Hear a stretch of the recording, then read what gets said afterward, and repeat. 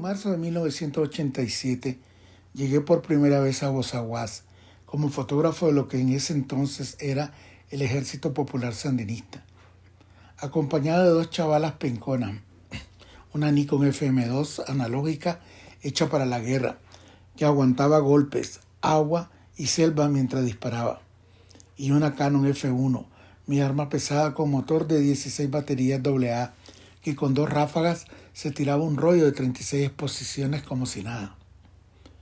Allí inicié, sin pensarlo, mi trabajo como testigo y documentalista de lo que para mí es el mundo de Bozaguas. Ese que se deriva entre los pueblos indígenas que viven de su agua, luz, oxígeno, fauna y flora, y el mundo colono que le invade para destruirla. Ese que salió a luz pública durante la guerra de la década de 1980 y que llegó para invadirla. Soy Oscar Navarrete, fotoreportero, y esta es la bitácora del crimen ambiental que vive Bozaguas desde mi lente, con el que he visto cómo su selva desapareció ante mis ojos. Las fotos que he hecho me impiden mentir. La invasión a Bozaguas inició en 1987, cuando el EPS a punta de motosierras comenzó a construir helipuertos para combatir a la contra.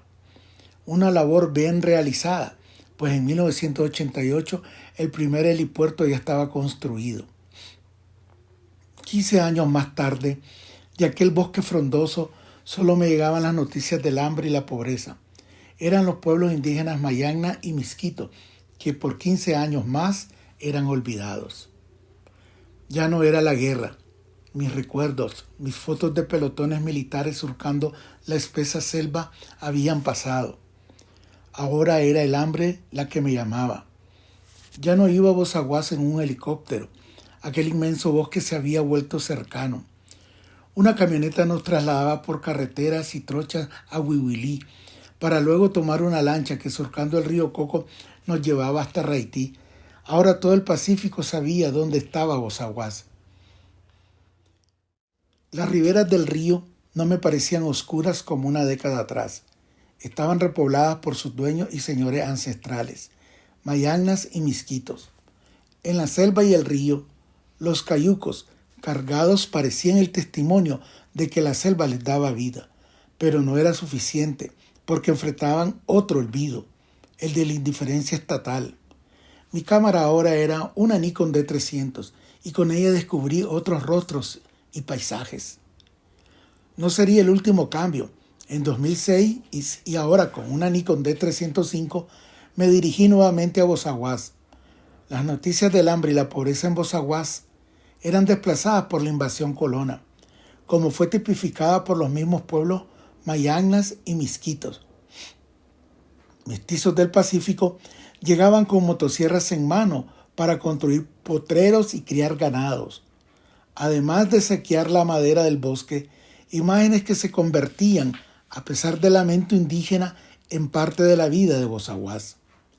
Para 2010, la guerra de la década de 1980, el hambre, la pobreza, no eran parte del pasado ni del presente de Bozaguas. Eran un cúmulo de factores que ya habían originado un problema ambiental que preocupaba a conservacionistas.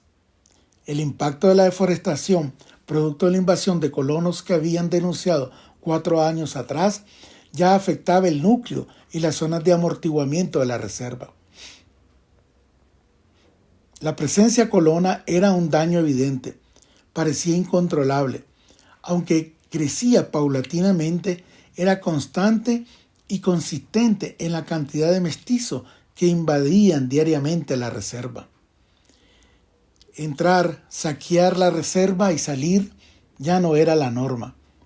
Llegaban para quedarse y las motosierras que lo acompañaban ahora eran protegidas con fusiles y pistolas para tratar de silenciar la denuncia indígena que alertaba el saqueo de la que un día fue reconocida por el Estado de Nicaragua como reserva natural y área protegida.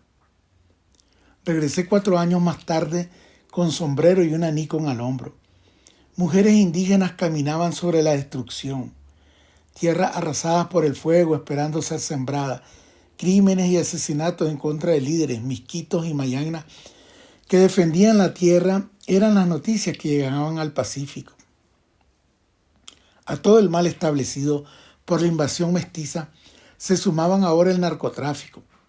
Las motosierras que llegaron en la década de 1980 tumbaron la selva para abrir paso a los fusiles que 27 años después impusieron la colonización a través de la sangre y la silente indiferencia cómplice de un Estado que pareciera tener intereses en la destrucción de Bozaguas.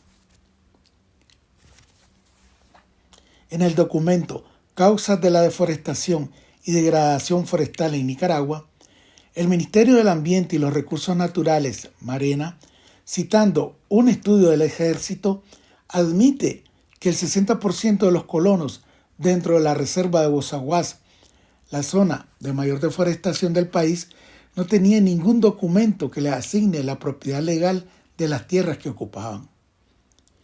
En mis manos he sostenido las cámaras que enmarcaron en el tiempo las imágenes que como testigo denuncian este crimen ambiental que hoy desplaza a decenas de misquitos y mayangnas de sus tierras hacia Costa Rica y Estados Unidos.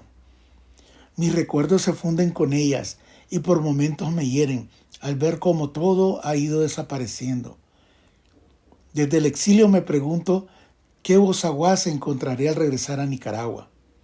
Estoy preocupado y espero tener una cita más con esa reserva.